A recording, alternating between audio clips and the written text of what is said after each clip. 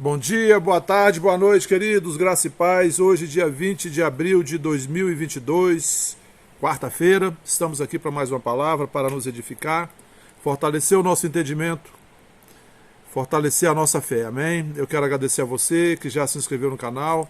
Se você ainda não é inscrito, se inscreva, junte-se a nós, não se esqueça de ao final dar o seu like, também de compartilhar esse vídeo com seus queridos, fazer o seu comentário, isso ajuda no crescimento do canal.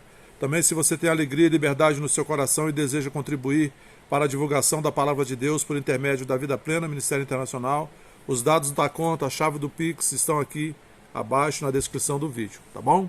Você envia sua contribuição e será de grande valia para nós. Dito isso, vamos à palavra de hoje. Ontem eu falei sobre crer com o coração, explicando o que é o coração. Quando a Bíblia fala do coração, o que é o coração não é o órgão que bombeia sangue no corpo humano, mas o espírito. E vamos continuar nesse assunto para a gente entender esse fundamento da nossa fé, né? Lá em 1 Tessalonicenses capítulo 5, no versículo 23, Paulo escrevendo para a igreja de Tessalônica, ele diz: "E o mesmo Deus de paz vos santifique em tudo, e todo o vosso espírito e alma e corpo sejam plenamente conservados irrepreensíveis para a vinda do nosso Senhor Jesus Cristo." Também lá em Romanos 10, versículo 9 e 10, Paulo diz, né, que se com a tua boca confessares Jesus e em teu coração creres que Deus o ressuscitou dos mortos, serás salvo. Porque com o coração se crê para a justiça e com a boca se confessa a respeito da salvação. Tá? Então Paulo fala aqui, não está falando de crer com o órgão que bombeia sangue, porque se a gente pudesse crer com este órgão, a gente poderia crer com a mão, poderia crer com a testa, crer com a orelha, crer com o nariz, não é isso. Paulo está falando do centro da vida do ser humano, do espírito, né? E hoje nós vamos falar mais um pouco sobre esse assunto, sobre o homem interior. Lá em 2 Coríntios, capítulo 4, versículo 16, Paulo diz: "Por isso não desfalecemos, mas ainda que o nosso homem exterior se corrompa, né, o interior, contudo, se renova de dia em dia." Paulo aqui está falando que nós temos o nosso homem exterior, que é o nosso corpo físico, esse que a gente vê, né? E o nosso homem interior, que é o nosso espírito, né? E o espírito tem uma alma. Lá em 1 Coríntios, capítulo 9, no versículo 27, Paulo diz: "Antes subjugo o meu corpo e o reduzo à escravidão ou à servidão, para que pregando aos outros eu mesmo não venha, de alguma forma, a ficar reprovado." Se o corpo físico fosse o próprio ser, né, Paulo diria: eu me esmurro, eu me reduzo à escravidão. Ele diz: não, eu reduzo o meu corpo, eu escravizo o meu corpo, eu esmurro o meu corpo, né? Eu é o homem interior que está dentro do corpo físico. Eu é o ser real, é o espírito, né? Então, nós precisamos fazer algo com o nosso corpo físico, com a nossa carne. O que é? Reduzi-la à escravidão, reduzi-la à servidão, ou subjugá-la ao nosso espírito. O espírito é que deve mandar. E a inclinação do espírito, Paulo fala isso em Romanos, a inclinação do espírito é para a vida, para as coisas do alto. Amém, queridos? Por isso que Paulo fala lá em Romanos 12, 1 e 2, mas antes, a gente percebe aqui que você deve entender que o homem exterior, isso que você está vendo aqui, o meu homem exterior, a nossa aparência é o nosso corpo físico, né? E o homem interior, né, é o espírito. O homem exterior é essa casa, essa habitação terrena, né? A casa onde o espírito mora enquanto está aqui na terra, né? Agora é mais fácil a gente entender. Paulo lá em Romanos 12, versículo 1 e 2, ele diz: "Rogo-vos, pois, irmãos, pelas misericórdias de Deus, que apresenteis os vossos corpos como sacrifício vivo, santo e agradável a Deus, que é o vosso culto racional ou o vosso culto espiritual. E não vos conformeis com este século ou com este mundo, né? Mas transformai-vos pela renovação do vosso entendimento ou pela renovação da vossa mente, para que experimenteis qual seja a boa, agradável e perfeita vontade de Deus." Note, querido, que a carta aos Romanos, Paulo não estava escrevendo para incrédulos. Ele estava escrevendo para a igreja, para os cristãos ali de Roma, né? E aí você pode ver isso lá no versículo 7 de Romanos 1, Paulo diz: mas a todos os amados de Deus que estáis em Roma, chamados para serdes santos. Então, Paulo está se dirigindo aos homens e mulheres, né, que nasceram de novo, os cristãos, cheios do Espírito Santo, mas ainda assim, Paulo dizia para eles, vocês precisam fazer uma coisa com o seu corpo e com a sua mente. Seu corpo, apresentá-lo como sacrifício vivo, santo e agradável a Deus, que é o vosso culto espiritual, o vosso culto racional. E transformar-vos, né? Não vos conformar com o mundo, mas transformar-vos pela renovação da vossa mente. Quando nós nascemos de novo, o novo nascimento ele acontece no espírito, ele não acontece no corpo físico. Foi justamente isso que veio trazer aquela dúvida para Nicodemos quando estava conversando com Jesus, esse encontro que é narrado lá em João capítulo 3. Jesus falou, quem não nascer de novo não pode entrar no reino dos céus, e Nicodemos falou, mas como que um homem da minha idade pode voltar de novo ao ventre da mãe para nascer de novo? E Jesus disse para ele, olha, eu estou falando de coisas espirituais e você está entendendo coisas naturais, né? Quem não nascer do Espírito não entra. E João, no capítulo 1, quando ele fala sobre Jesus, ele fala que no princípio era o Verbo, e o Verbo estava com Deus, e o Verbo era Deus. Aí o Verbo era a luz do mundo, né? Lá no versículo 11 ele diz, veio para os que eram seus, mas os seus não receberam. Mas a todos quantos o receberam, deu-lhes o poder de serem feitos filhos de Deus, a saber os que creem no seu nome. Porque não nasceram da carne, nem do sangue, nem da vontade do homem, mas nasceram de Deus. Então, todos aqueles que creram em Jesus Cristo, todos aqueles que o receberam, né, deu-lhes o poder. Deus colocou sobre eles o poder de nascer de novo, né? Mas não foi um novo nascimento da carne, nem um nascimento do sangue, nem um nascimento da vontade dos homens, da vontade do homem, mas nasceram de Deus. Isso é o novo nascimento, a recriação do espírito, né, humano.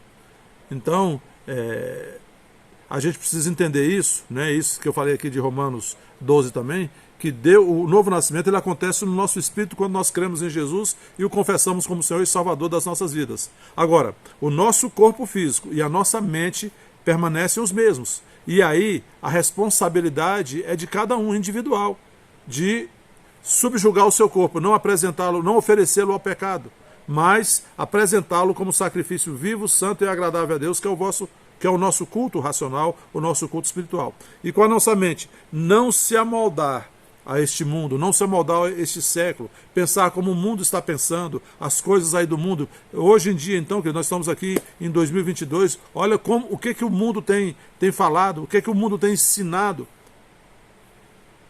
Isso não compete a nós, a igreja, aos filhos de Deus, aos nascidos de novo. Nós não podemos nos conformar com isso que está sendo trazido como o certo pelo mundo.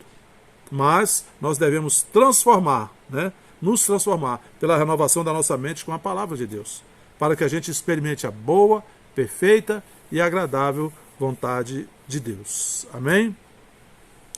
Muitas pessoas pensam que o homem é apenas um animal racional. Não, queridos.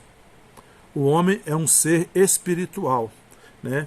Os animais, eles têm corpo e mente, né? Então eles têm uma certa inteligência e também são dotados de emoções, só. Mas o homem não, o homem foi feito à imagem e semelhança de Deus, né? Então nós somos corpo, alma e espírito. Veja que lá em Gênesis capítulo 1, 26, Deus diz, façamos o homem à nossa imagem conforme a nossa semelhança. E no capítulo 2 de Gênesis diz que Deus formou o corpo do homem do pó da terra, um boneco de barro, e soprou nas suas narinas o ruach de Deus. Sopro, aqui no original, no hebraico, é a palavra ruach, que significa, tanto pode significar vento, como pode significar espírito. E muitas vezes no Antigo Testamento é traduzido como o Espírito Santo. Então, quando Deus soprou nas narinas do homem, daquele boneco de barro, né, Deus colocou algo de dentro de si, trouxe algo de dentro de si e colocou para dentro daquele boneco de barro. E aquele boneco, então, se tornou uma alma vivente. É o que diz lá o texto de Gênesis capítulo 2. Então, A alma, querido, ela possui qualidades intelectuais e emocionais. E a gente pode ver isso no animal. O animal tem uma certa inteligência, né, e um certo traço emocional. Somente isso, né? Agora, quando o animal morre, ele morre totalmente, né, porque ele não tem um espírito. Mas o homem não. O homem é corpo, alma e espírito. E quando ele morre, o corpo físico se separa da alma e do espírito.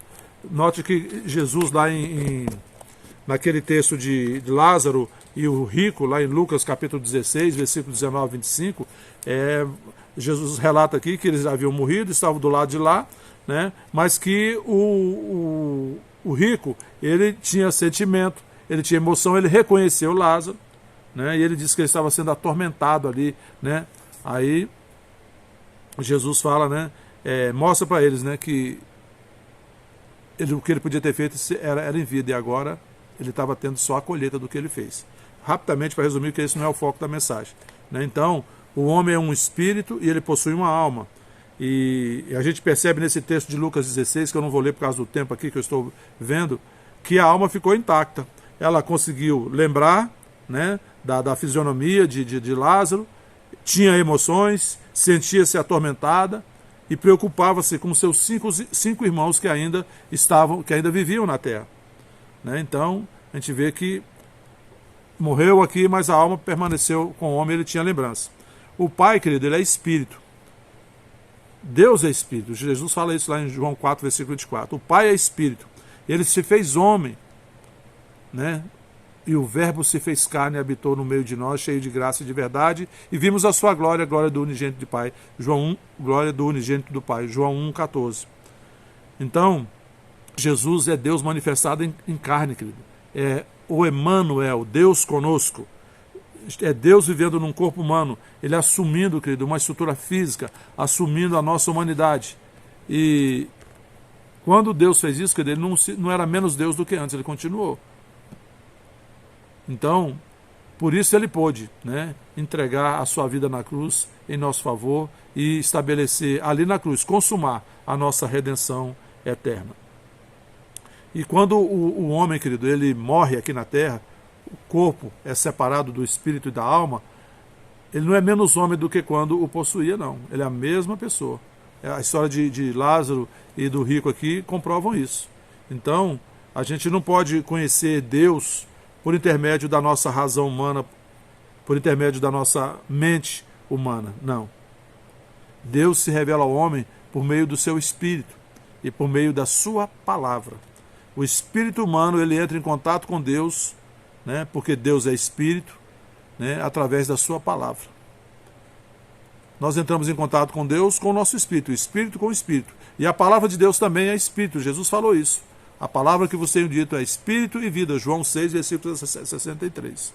Então, querido, nós precisamos ter esse entendimento, que nós somos um espírito e estamos passando por uma experiência terrena, mas nós vamos voltar, né, sem esse corpo físico.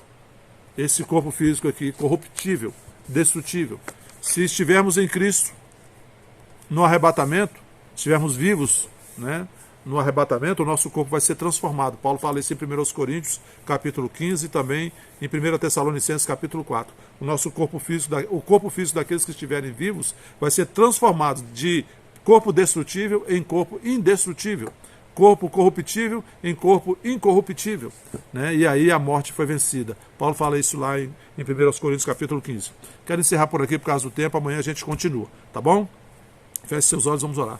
Pai, em nome de Jesus, te agradecemos pela tua palavra, a tua palavra é a verdade. Te agradecemos porque estamos crescendo, Pai, no conhecimento do Senhor, entendendo que somos um espírito, Pai, que temos uma alma e habitamos em um corpo, e o nosso espírito, Pai, é o ser real. E é com o espírito, nosso espírito, que nós temos contato com o Senhor. Por isso nós te agradecemos por luz do nosso entendimento. Em nome de Jesus. Pai, quero te agradecer pela cura do Ednei Veloso, da Ana Cleia, da Aurineide, do Fernando e do Sérgio Bandeira, do irmão Francisco Paulo, pai do Amauri, lá em Maracanaú. Cura e libertação completa do Jorginho Lobato, da Laurinha, da Divina, do Estevão, da Quinô e do Alcino. Pai, em nome de Jesus, Te agradeço porque Jesus Cristo, na cruz do Calvário, pagou o preço da nossa redenção, da nossa salvação e da nossa cura. Por isso eu declaro cura sobre cada uma dessas pessoas e repreendo todo o espírito que está por trás do mal na vida dessas pessoas, em nome de Jesus. Pai, te agradeço por teu favor e tua graça operando na vida da Fernanda e da Juliana Gama, da Norma e do Ivan, da Letícia, em cada uma das causas delas. Te agradeço pela gravidez da irmã Josi, irmã da irmã Marlene, gravidez dela transcorrendo normalmente, bebê se desenvolvendo normalmente, como é o teu plano, e ao final um parto rápido e fácil em nome de Jesus. Pai, te agradeço também pelas famílias da Val, da Sandra Paz, da Beatriz Lobo e todas as famílias da Vida Plena Ministério Internacional. Sobre cada uma delas eu declaro salvação, libertação, cura, harmonia, paz, alegria e prosperidade do céu em nome de Jesus Cristo. Amém. Pai, te agradeço também pelos teus anjos, guardando, livrando, protegendo a minha mãe, a sua casa e a sua família, assim também a minha sogra, Dona Benedita, a sua casa e a sua família, a Patrícia e o Luiz Eduardo Mergulhão e todas as famílias da Vida Plena Ministério Internacional. Assim eu oro e te agradeço no nome santo de Jesus Cristo. Amém. Amém, queridos? Bom dia, boa tarde, boa noite a todos. Fiquem na paz. Não se esqueça de dar o seu like, fazer o seu comentário e compartilhar com seus queridos. Fiquem na paz e até a próxima.